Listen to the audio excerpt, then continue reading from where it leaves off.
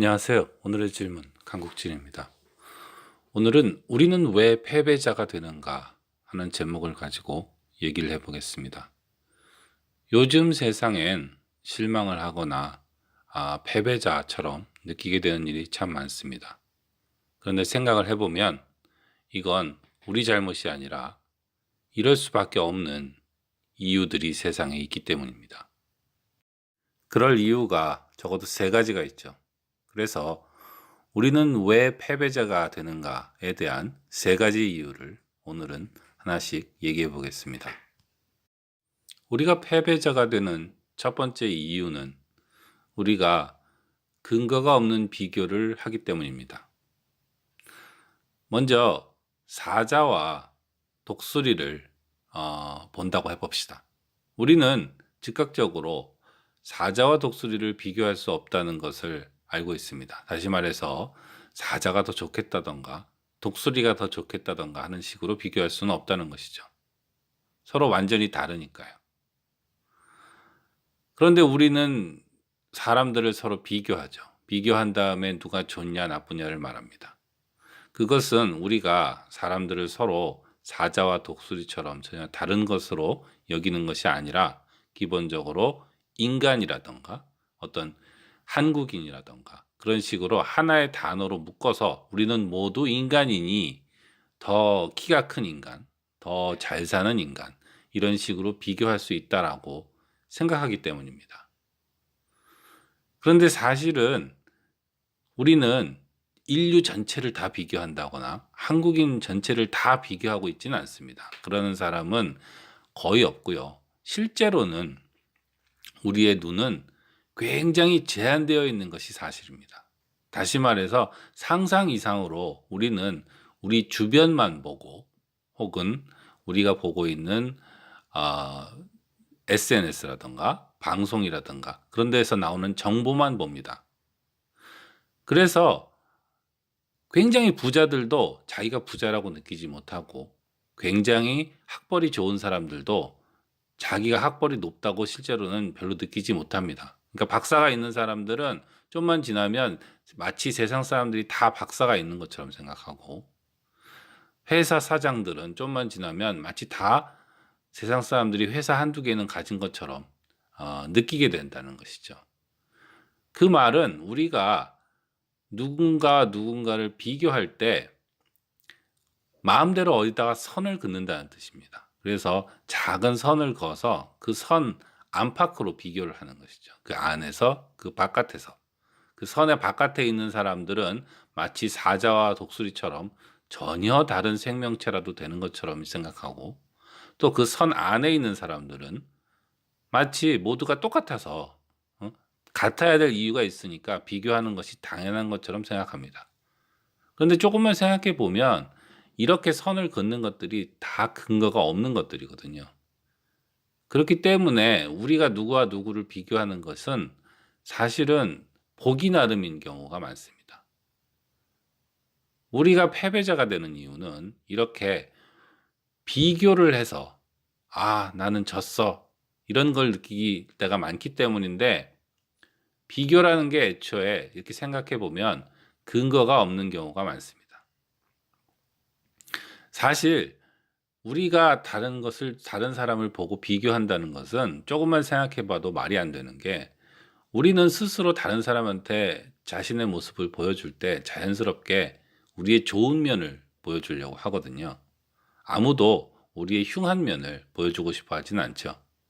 그러니까 우리가 보고 있는 모습들도 사실은 과장되거나 가식인 경우도 많은데 우리는 남들이 뭔가 좋은 걸 가지고 있고 행복한 걸 보고 있으면 그냥 남들이 행복하다고 생각하는 경우가 많거든요. 그러니까 이런 것도 비교를 엉망으로 만드는 또 하나의 이유죠. 특히 요즘에는 SNS라든가 방송 같은 데에서 워낙 화려하게 행복한 사람들, 뭔가를 많이 가진 사람들을 막 보여주다 보니까 그런 걸 보고 있으면은 왠지 나만 쓸쓸한 사람이고, 나만 힘든 게 많고, 나만 인기가 없고, 이런 식으로 생각하게 되기도 쉽습니다. 결론적으로 말씀드리면, 우리가 패배자가 되는 이유는 비교를 하기 때문인데, 이 비교를 하는 게 좋다 나쁘다를 떠나서 그 비교가 굉장히 근거가 없고 엉터리인 경우가 많습니다. 그래서 우리는 쓸데없이 패배자가 되고 있는 것이죠. 우리가 패배자가 되는 두 번째 이유는 사실은 세상이 우리에게 경쟁을 하라고 자꾸 가르치고 있기 때문입니다. 우리가 애초에 경쟁을 하지 않으면 패배자가 되질 않겠죠. 그런데 요즘 세상은 자유주의라든가 시장주의라든가 뭐 이런 것에 기초해서 아주 어렸을 때부터 끊임없이 경쟁은 좋은 것이고 경쟁이 이 세상을 돌아가게 하고 경쟁이 모든 것의 해법이라는 메시지를 우리에게 세뇌를 합니다. 그러다 보니까 우리는 자연스럽게 그 경쟁은 좋은 거라고 생각하고 경쟁을 피해서는 안 된다고 생각하게 됩니다. 그래서 닥치는 대로 경쟁에 뛰어들다 보니까 결국은 우리는 굉장히 힘들게 살게 되고 패배자가 되게 되는 것이죠. 우리가 얼마나 그 경쟁 만능주의에 찌들어 있는가 하는 것을 알게 되는 것은 조금만 생각해 보면 알 수 있습니다. 예를 들어서 우리나라에서 어떤 과학의 발전이 필요하다라는 얘기가 나왔다고 합시다. 그러면 사람들은 대개 어떤 식으로 결론을 내리냐면요. 과학을 전공하는 학생들의 수를 늘리자고 합니다. 이 말이 무슨 뜻이냐면 과학이라는 분야에서 경쟁하는 사람의 숫자를 늘려서 경쟁을 증가시키면 과학은 증가된다. 그러니까 결국은 또 답이 경쟁이라는 겁니다. 이렇게 우리는 쉽게 무슨 질문이 나오든 이 세상에 어떤 질문이 나오든지 간에 그 답을 이것은 경쟁이 없기 때문이야. 경쟁을 더 키워야 해. 이런 식으로 말을 하고 그것에 납득하는 경향이 있다는 것이죠. 이런 것이 옳을 수도 있고 틀릴 수도 있습니다. 중요한 것은 우리가 너무 쉽게 경쟁 만능주의에 빠져 있기 때문에 다른 사람들로 하여금 더 많이 경쟁하도록 부추기는 그런 측면이 있습니다. 그러니까 경쟁하지 않고 조용히 살고자 하나 세상이 우리를 자꾸 경쟁하게 만드는 거예요. 왜냐하면 세상은 그게 답이라고 생각하니까요. 그래서 우리가 패배자가 되는 이유는 개인적인 이유도 있습니다. 어렸을 때부터 경쟁이 좋은 거라고 배웠기 때문에 사실은 예를 들어서 제가 축구에 관심이 없어요. 그런데도 누군가가 축구로 경쟁하는 걸 보면 나도 모르게 축구를 해서 1등을 하려고 하는 겁니다. 사실은 축구 1등 하는데 애초에 큰 관심도 없었는데 우리는 이런 세상에 살고 있기 때문에 그래서 중요한 것 중에 하나가 과연 나는 이런 경쟁을 하고 싶은 것인가 아닌가를 꼼꼼히 조심스럽게 따지는 게 필요합니다. 그렇지 않으면 관심도 없는 것까지 다 경쟁을 하게 되고 피곤하게 되거든요. 그런데 이것만 가지고도 안 되는 것이 워낙 우리 세상이라는 것이 모든 문제의 해결책은 경쟁이라고 생각하는 경향이 있기 때문에 세상이 사람들을 계속 평가하고 경쟁하게 만들죠. 그래서 우리는 패배자가 됩니다. 과연 이런 세상이 좋은 세상인지, 그리고 정말 경쟁이라는 것이 이렇게 흔히 믿어지듯이 만능인 것인지 이것에 대해서 깊은 반성이 없다면 우리는 계속해서 경쟁할 것이고 그리고 계속해서 패배자가 되겠죠. 안타까운 일인데 사실은 이 경쟁 만능주의는 한국에서 더 심합니다. 요즘에 보면 초등학교, 중학교, 고등학교 교육에서 어떤 그 협동으로 하는 같이 뭐 팀 스포츠를 한다던가 이런 것들은 거의 다 사라졌거든요. 지금은 남아있는 것은 성적이든 운동이든 서로 경쟁하는 거, 경쟁해서 등수 매기고 이런 거밖에 안 남아있죠. 그러니까 한국 교육을 보고 있으면 더더욱 어렸을 때부터 경쟁이 만능이다라는 것을 교육시키고 있다고 할 수 있습니다. 우리는 이렇게 아이들을 교육시키고 이렇게 컸기 때문에 세상을 피곤하게 살고 있는 거라고 할 수 있겠습니다. 세 번째로 우리가 패배자가 되는 이유는 세상에는 그 근거가 없는 그것도 마찬가지로 정상이라는 개념이 있습니다. 정상. 그러니까 20살 남자는 이래야 되고 20살 여자는 이래야 되고 혹은 뭐 40살 남자는 이래야 되고 40살 여자는 이래야 되고 하는 식으로 정상이라면 이런 것쯤은 알아야 되지 않아? 이렇게 입어야 되지 않아?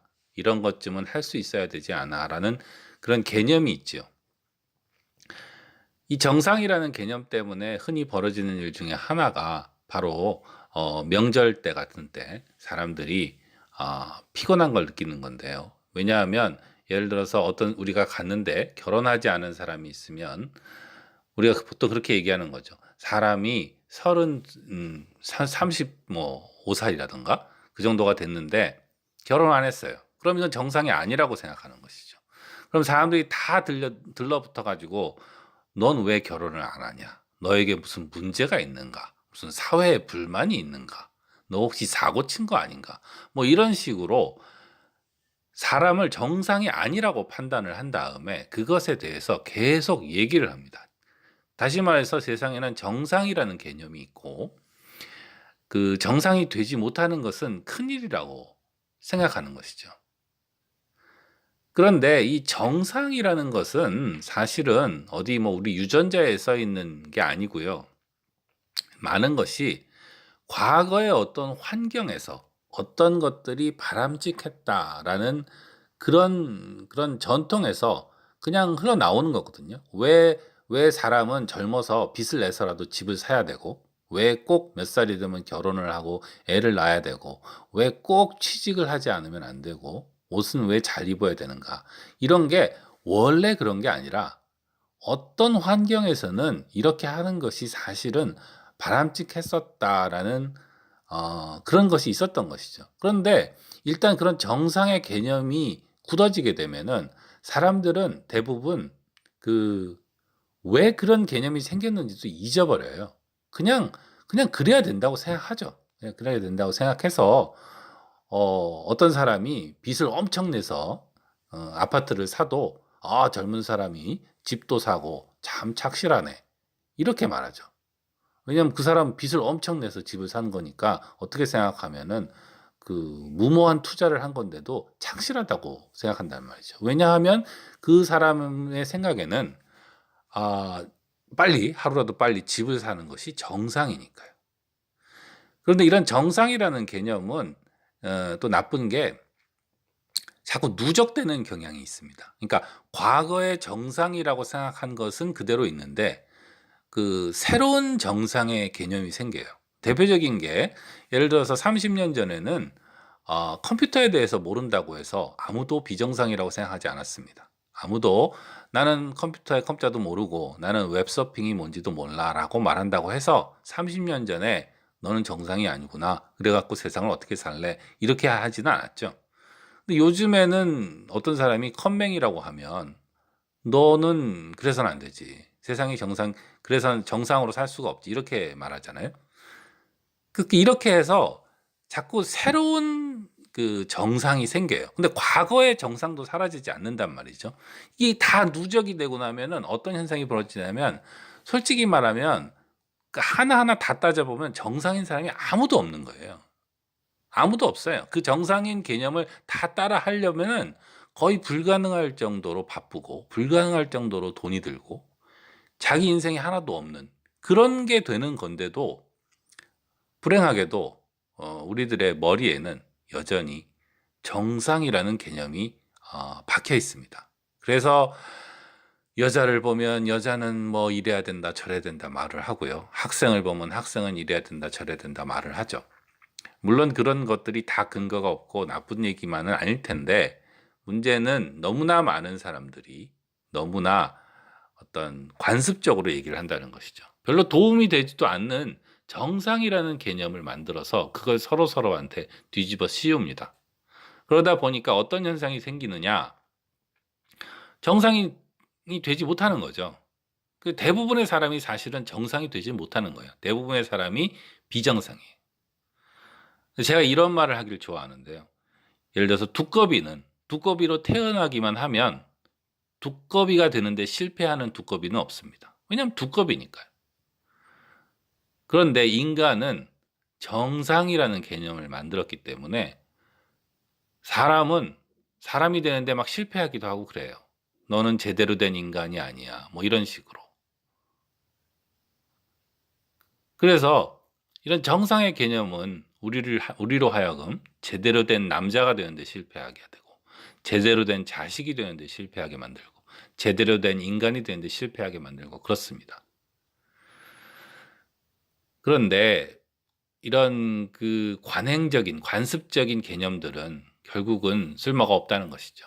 이게 불편하기만 하고 그러니까 우리가 이런 정상적인 개념으로 서로서로를 모두 패배자로 만드는 그런 일은 이제 그만해야 하지 않나 싶습니다. 오늘의 질문, 우리는 왜 패배자가 되는가? 오늘은 여기에 대해서 세 가지 이야기를 했습니다. 첫 번째는 우리가 패배자가 되는 이유는 비교를 하기 때문인데, 이 비교가 사실은 어떤 것인지 우리는 생각해야 될 필요가 있다는 것이죠. 근거 없는 비교 때문에 패배감을 느끼는 것은 무의미한 일입니다. 그런데 우리는 그 비교의 어떤 그 정황을 제대로 생각해 보지 않는 경우가 많죠. 우리가 패배자가 되는 또 다른 이유는 우리 사회가 경쟁 만능주의에 빠져서 스스로 경쟁에 뛰어들고 다른 사람에게 자꾸 경쟁을 할 수밖에 없는 상황을 만드는 그런 경향이 있기 때문입니다. 그래서 우리는 과연 경쟁이라는 것이 언제 필요한 것이고 어떤 효과가 있는가에 대해서 고민을 해야겠습니다. 그렇지 않고 그냥 무작정 경쟁이 답이다라는 식의 생각에 빠져 있으면 결국은 모두가 패배자가 될 수밖에 없겠죠.